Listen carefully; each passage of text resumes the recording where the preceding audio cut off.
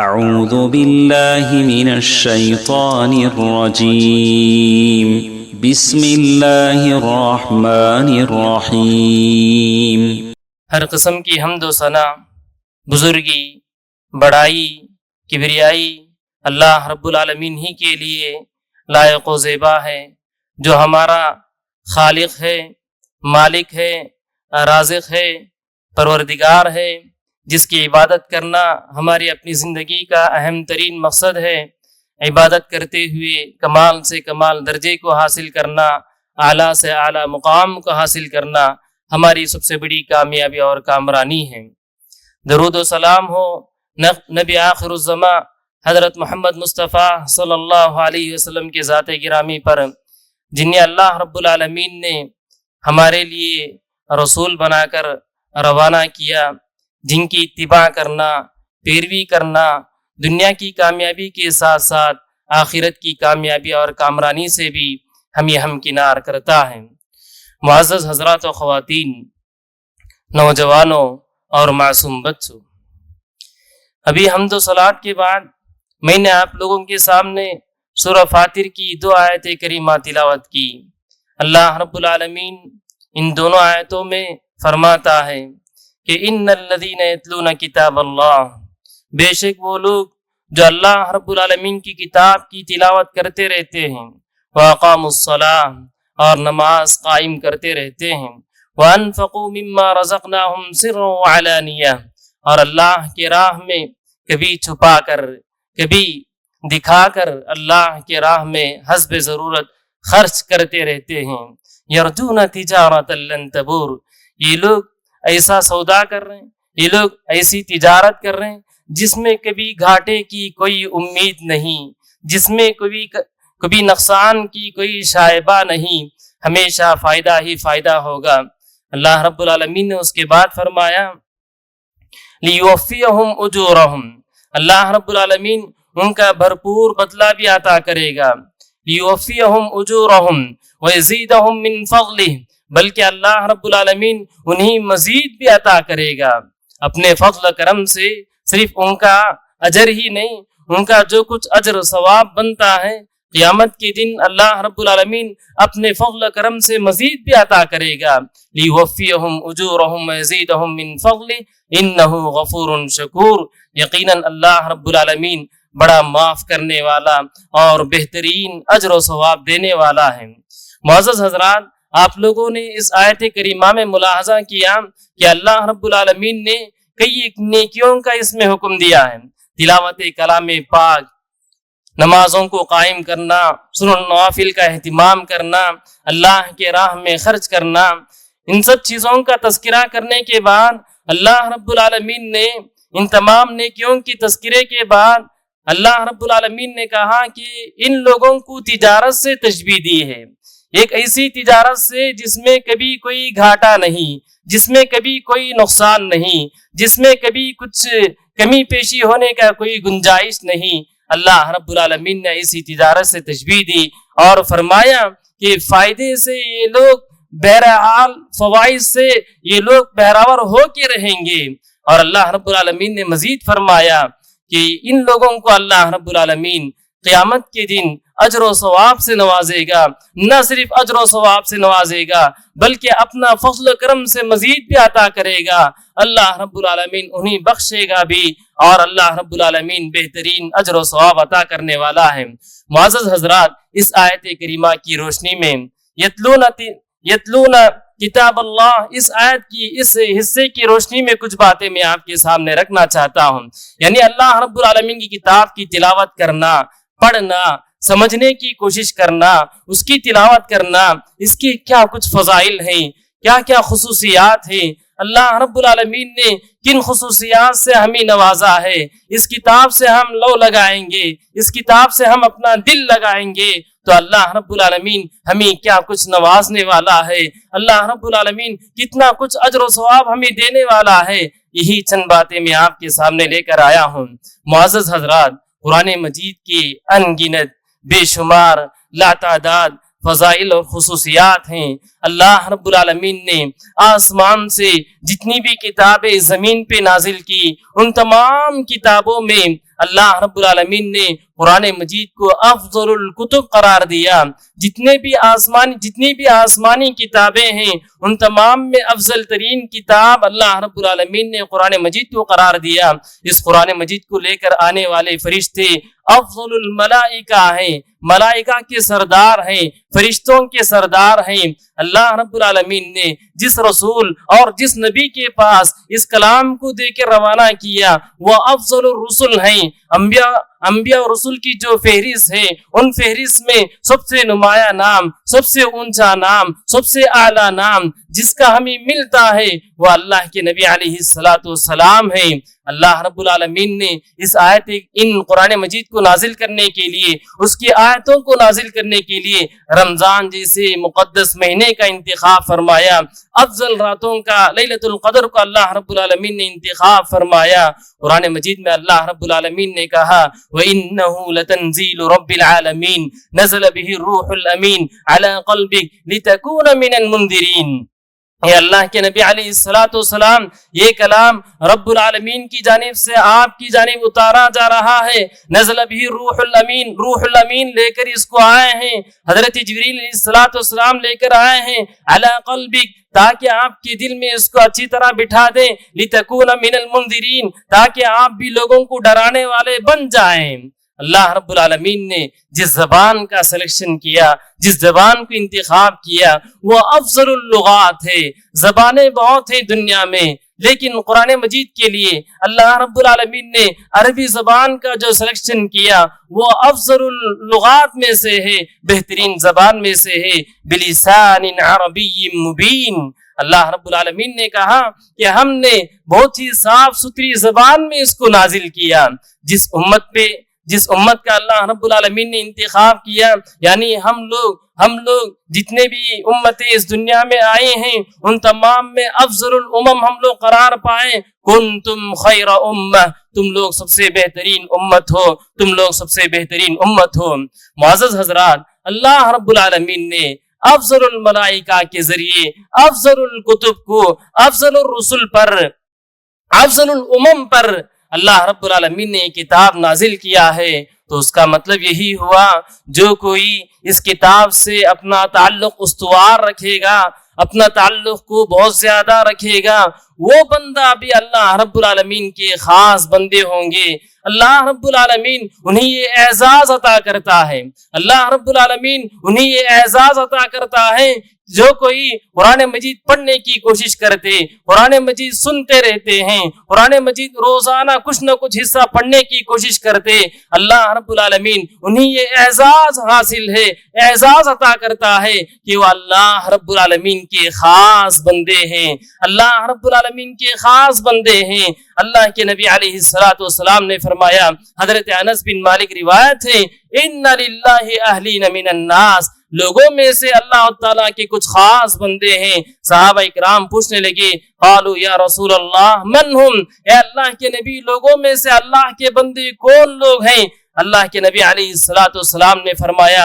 ہم اہل القرآن، اہل اللہ وخاصتہ، وہ اہل القرآن ہیں جن کا قرآن مجید سے رشتہ ہوتا ہے، جن کا قرآن مجید سے تعلق ہوتا ہے، وہ قرآن مجید سے اپنا دل لگائے رکھتے ہیں، یہ اہل القرآن ہیں، اہل اللہ، یہ اللہ رب العالمین کے خاص اور مقرب بندے ہوا کرتے ہیں۔ معزز حضرات، جو کوئی اس کتاب سے،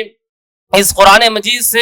جتنا گہرا تعلق رکھتا ہے، ملائکہ اتنے ہی زیادہ اس سے قریب ہوتے رہتے ہیں، ملائکہ اس سے اتنے ہی زیادہ قریب ہوتے رہتے۔ حافظ قرآن ہی ہونا کوئی ضروری نہیں، قرآن مجید سے رشتہ قائم رکھنے کے لیے جتنا یاد ہے اس کو ورد کرتے رہیں، جتنا یاد ہے اس کو دہراتے رہیں، اور جو یاد نہیں ہے وہ دیکھ کر پڑھتے رہیں اور قرآن مجید سنتے رہیں۔ بہر صورت جو قرآن مجید سے اپنا تعلق لگاتا ہے، فرشتے اس سے قریب ہوتے رہتے ہیں، اور وہ بھی مقرب فرشتے جو سفارت کا کام کرنے والے ہوتے ہیں، اللہ اور اس کے رسول کے درمیان وحی الہی وغیرہ لے کر آنے والے فرشتے ہوتے ہیں، وہ ان لوگوں سے بہت ہی قریب ہوتے ہیں۔ حضرت عائشہ رضی اللہ تعالی عنہا روایت کرتی ہیں، اللہ کے نبی علیہ الصلوۃ والسلام نے فرمایا الذي يقرأ القرآن وهو ماہر به مع السفرة الكرام البررة،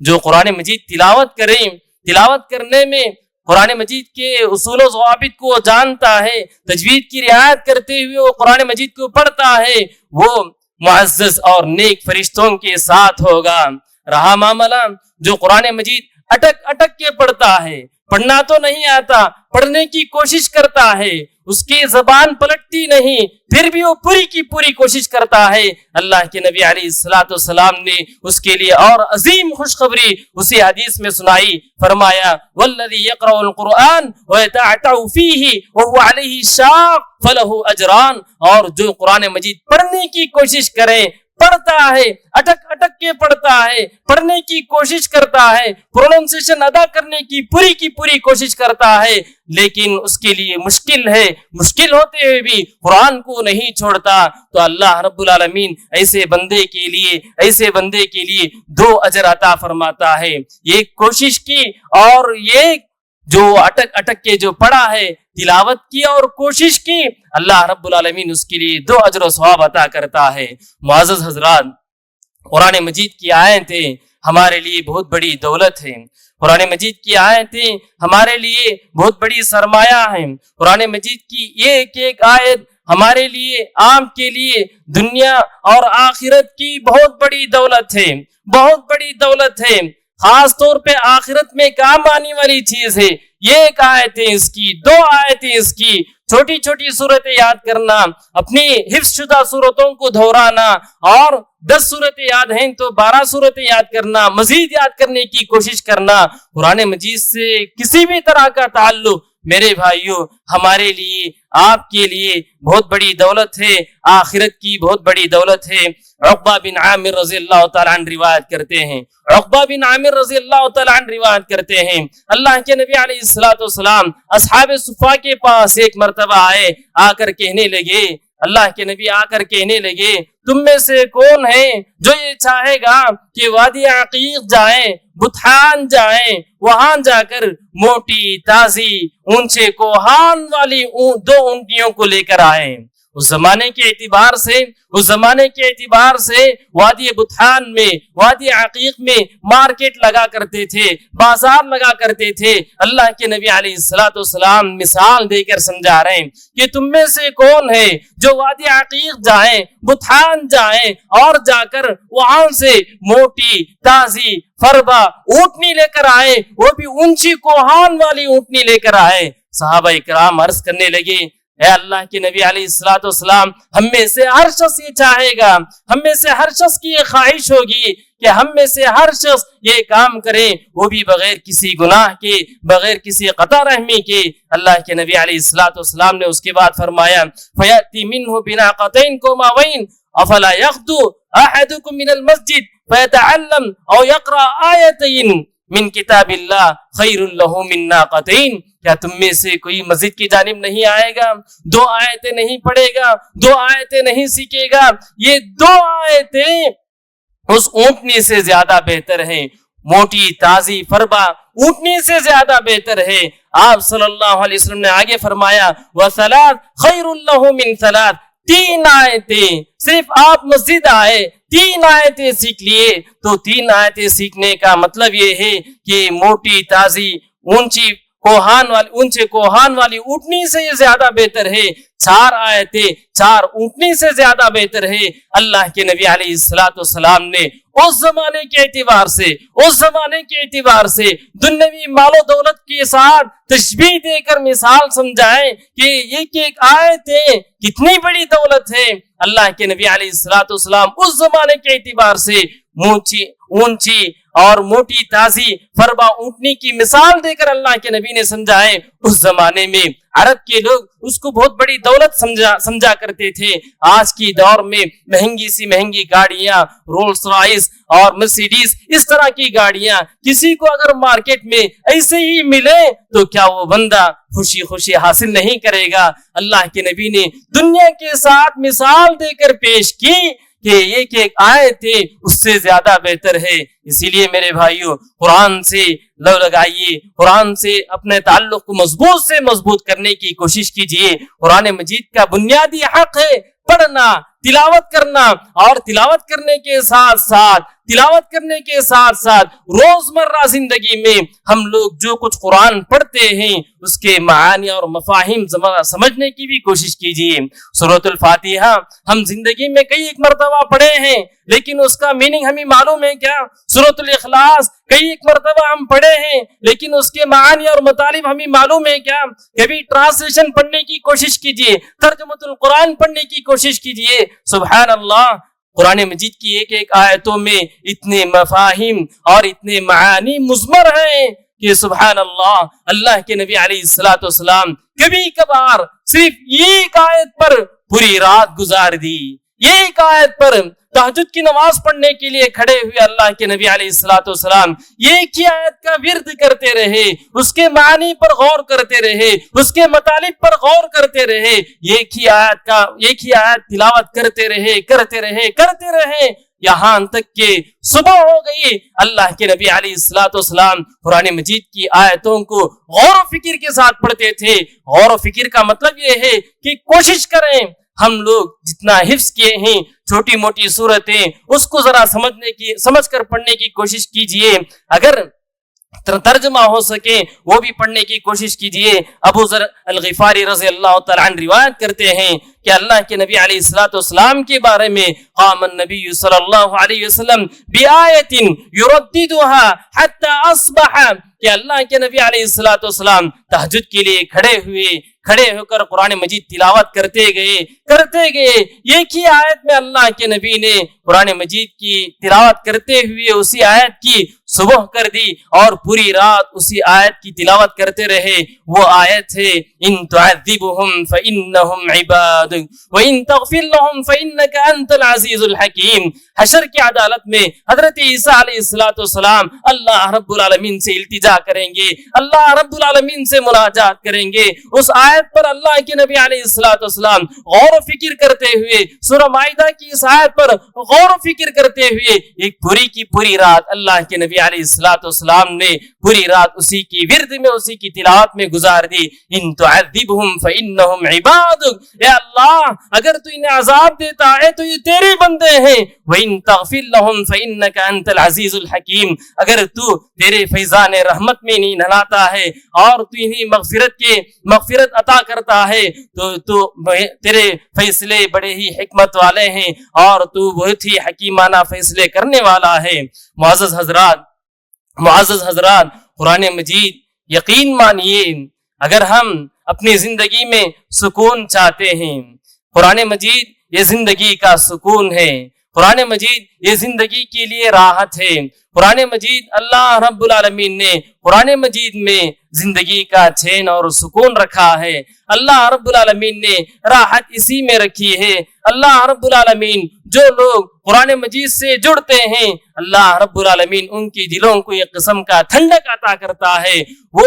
یہ قرآن مجید سینوں کا نور ہے اور قرآن مجید رنج و غم کا مداوا ہے، ہماری پریشانیوں کا حل ہے۔ اللہ رب العالمین نے صاف الفاظ میں فرمایا، یا ایھا الناس قد جاءتکم موعظۃ من ربکم وشفاء لما فی الصدور، اے لوگو اللہ رب العالمین کی جانب سے نصیحت آ چکی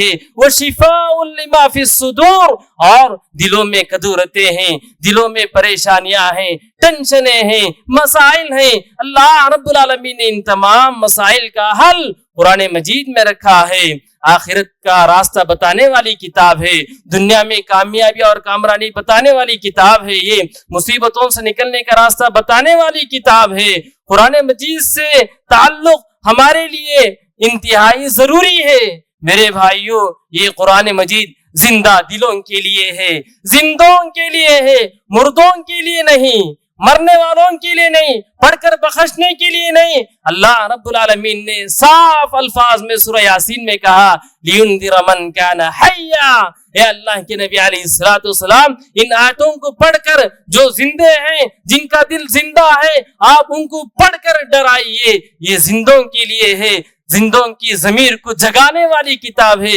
دنیا اور آخرت سنوارنے والی کتاب ہے۔ میرے بھائیوں، قرآن مجید سے لا تعلقی، قرآن مجید نہیں پڑھنا، قرآن مجید سے اپنا رشتہ گہرا نہیں رکھنا، یہ ہمارے لیے، آپ کے لیے کسی بھی صورت میں مناسب نہیں، کسی بھی صورت میں مناسب نہیں۔ قرآن مجید سے ہمارا اپنا رشتہ کمزور سے کمزور ہو جائے تو یوں سمجھیے کہ ہمارا تو اپنا ایمان ہے، یہ اللہ رب العالمین کی کتاب ہے، لیکن ہم صحیح معنوں میں اس سے کوئی تعلق استوار نہیں رکھے، صحیح معنوں میں اس سے اپنے تعلق کو مضبوط نہیں رکھے، یوں سمجھ لیجئے کہ ہمارا اپنا ایمان کمزور ہے، اور کل حشر کی عدالت میں ہم پکڑے جائیں گے، میں بھی پکڑا جاؤں گا، آپ بھی پکڑے جائیں گے۔ حشر کی عدالت میں کیا ہوگا؟ کل روز قیامت اللہ کے نبی علیہ الصلوۃ والسلام، اللہ کے نبی علیہ الصلوۃ والسلام آ کر اللہ رب العالمین کے پاس شکایت کریں گے، مدعا بن کر آئیں گے، احکم الحاکمین کی عدالت ہوگی، رب العالمین کی عدالت ہوگی، اللہ کے نبی علیہ الصلوۃ والسلام ہمارے خلاف شکایت کرنے والے ہوں گے، اور ہم مدعا علیہ ہوں گے، جن کے بارے میں شکایت کیا گیا وہ ہم ہوں گے۔ ذرا سوچئے کہ اللہ کے نبی کہیں اور فیصلہ کرنے والا احکم الحاکمین ہے، رب العالمین ہے، جو عدل و انصاف کے ساتھ فیصلہ کرنے والا ہے، تو اللہ رب العالمین کے پاس اللہ کے نبی کیا کہیں گے؟ اللہ رب العالمین نے سورہ فرقان میں کہا وقال الرسول یا ربی ان قوم اتخذوا هذا القرآن مہجورا۔ اللہ کے نبی علیہ الصلوۃ والسلام کہیں گے، اے میرے پروردگار، میری قوم نے اس قرآن کو چھوڑ دیا، مہجورا، اس کو صحیح انداز سے تلاوت نہیں کیے، اس کے تجوید کے قواعد کو صحیح طور پہ نہیں سیکھے، اس کے معانی اور مفاہیم پہ غور نہیں کیے، اے اللہ تو ان لوگوں کو پکڑ لے۔ اللہ کے نبی علیہ الصلوۃ والسلام مدعا بن کر احکم الحاکمین کی عدالت میں اللہ کے نبی علیہ الصلوۃ والسلام مقدمہ پیش کریں، شکایت کریں، اور ہم مدعا علیہ ہوں۔ دنیا کے کوٹ کچہریوں سے تو بچ سکتے ہیں، احکم الحاکمین کی عدالت میں ہرگز ہم نہیں بچ سکتے۔ اللہ کے نبی علیہ الصلوۃ والسلام نے بھی کہا القرآن حجت لک وعلیک، یہ قرآن تمہارے حق میں ہوگا یا تمہارے خلاف ہوگا، اگر تم نے قرآن مجید سے رشتہ مضبوط رکھا یہ قرآن تمہارے ساتھ ہوگا، اگر ہم لوگوں نے قرآن مجید کو پڑھنا سیکھا، تجوید کے ساتھ پڑھا، اور قرآن مجید کے معانی اور مفاہیم پر غور کیے اور عمل کرنے کی کوشش کی، یہ قرآن ہمارے حق میں ہوگا۔ اگر یہی قرآن اس کو ہم نے نظر انداز کر دیا، صحیح پڑھا نہیں، دنیا بھر کے کام کرتے رہے، روزانہ کچھ نہ کچھ حصہ پڑھنے کی ہماری اپنی زندگی میں عادت نہیں، ہمارے پاس ٹائم نہیں، تو یاد رکھیے یہ قرآن ہمارے خلاف گواہی دے گا۔ معزز حضرات و خواتین، پیغام کیا دینا چاہتا ہوں؟ پیغام یہ دینا چاہتا ہوں کہ رمضان بالکل قریب ہے، قرآن کا رمضان سے اور رمضان کا قرآن سے بہت گہرا تعلق ہے، قرآن کا رمضان کا قرآن سے بہت گہرا تعلق ہے۔ جیسے ہی رمضان آتا اللہ کے نبی علیہ الصلوۃ والسلام قرآن کے ساتھ ہو جاتے، حضرت جبرائیل علیہ الصلوۃ والسلام آتے، اللہ کے نبی پڑھ کر سنایا کرتے۔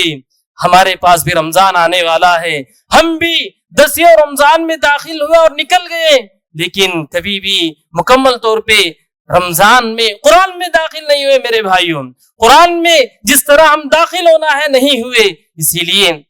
ابھی سے پختہ عہد کیجئے کہ گزشتہ رمضانوں کے مقابلے میں یہ رمضان ہمارا اپنا تعلق قرآن مجید سے بہت گہرا ہوگا۔ جن کو پڑھنا نہیں آتا ہے پڑھنا سیکھیے، بہانے کب تک پیش کرتے رہیں گے؟ قرآن مجید ریڈنگ کے اعتبار سے، پڑھنے کے اعتبار سے سب سے آسان ترین کتاب ہے۔ جن کو جو صورتیں یاد ہیں، کسی بھی عالم کے پاس، کسی بھی حافظ کے پاس بیٹھ کر وہ صورتیں سنائیے، صحیح معنوں میں آپ پڑھتے ہیں یا نہیں، پروننسیشن یعنی تجوید، قواعد، یہ بھی ضروری ہے، اور اس کے ساتھ ساتھ اس کے معانی اور مفاہیم پر بھی غور کرنے کی کوشش کیجیے۔ یہی پیغام دینا چاہتا ہوں کہ ہم رمضان میں داخل ہوتے ہیں لیکن قرآن میں داخل نہیں ہوتے۔ رمضان کا قرآن سے اور قرآن کا رمضان سے بہت گہرا تعلق ہے، اور تراویح کی نمازوں میں بھی قرآن سننے کا اہتمام کیجئے۔ میرے بھائیوں، افسوس کے ساتھ بولنا پڑتا ہے، افسوس کے ساتھ بولنا پڑتا ہے، تراویح کی نماز حکماً فرض تو نہیں، لیکن اس کی فضیلتوں کو آپ دیکھیے، اس کی فضیلتوں کو دیکھیے۔ چند دن ہر مسجدیں، ہماری بستی کے ہر مسجدوں میں لوگ ماشاءاللہ رہتے ہیں، چند دنوں کے بعد وہی ایک صف، دو صف اور چند صفوف، اور پھر لیلۃ القدر کی راتوں میں لوگ آ کے نماز پڑھنے لگتے ہیں۔ نہیں میرے بھائیوں، یہ سب ہمارا اپنا قرآن مجید سے جو تعلق ہے وہ اچھا نہیں ہے۔ قرآن مجید سے کسی بھی قسم کا کوئی بھی تعلق ہو، بہتر سے بہتر تعلق کو قائم کرنے کی کوشش کیجئے، پڑھیے، اس کو سنیے اور اس کے معانی اور مفاہیم پر غور کیجئے، اس پر عمل کرنے کی کوشش کیجئے، اس کے پیغام کو تمام لوگوں تک پہنچانے کی کوشش کیجئے۔ اللہ رب العالمین سے دعا ہے کہ اللہ رب العالمین قرآن مجید کی تلاوت کرنے، اس کے معانی اور مفاہیم پر غور و فکر کرنے اور اس پر عمل کرنے کی اللہ رب العالمین ہمیں توفیق عطا فرمائے۔ قرآن سے ہمارا اپنا تعلق مضبوط سے مضبوط تر ہو، قرآن کے ساتھ ہمیں اپنا وقت گزارنے، اپنی زندگی بتانے کی اللہ رب العالمین ہم سب کو توفیق عطا فرمائے۔ اقول قولی هذا واستغفر الله لي ولكم ولسائر المسلمين من كل ذنب فاستغفروه انه هو الغفور الرحيم۔